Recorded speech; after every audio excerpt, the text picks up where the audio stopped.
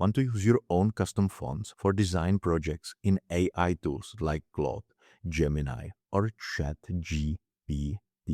It is actually a very simple process that can completely change how you generate visual assets, mockups, or even formatted text layouts. Let us jump right in and get this set up for you. First, you need to make sure you have your font file ready on your computer. The important thing is the file format. You should upload it in an OTF or TTF format, as these are the universal standards that AI models can read and process accurately. For this walkthrough, I am using a clean, modern sans serif font file, but you can use any custom branding font you own. Next, open up your preferred AI chat interface, whether that is Claude, Gemini, or ChatGPT. Start a new conversation and look down at the bottom of the screen where you usually type your text. Right next to the text input box, you will see a plus sign button. Click on that plus upload button.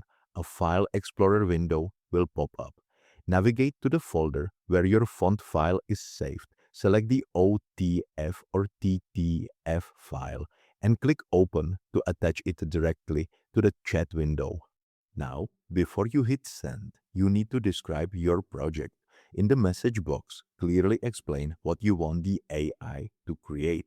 For instance, you can tell it to design a website header layout, a social media graphic, or a promotional flyer using the specific typography guidelines from the file you just attached. Now, while uploading a font gives the AI the exact structural data of your typography, the catch is that the AI cannot physically install the font onto your operating system for you. It can only use the file to generate code, SVGs, or specific design layouts that reflect that font's styling. Once your prompt and file are ready, just hit send. The AI will analyze the uploaded file and incorporate the typography into your design instructions. If you need to make tweaks, you can just ask it to adjust the layout right there in the chat. I hope you found this helpful, and I will see you in the next one.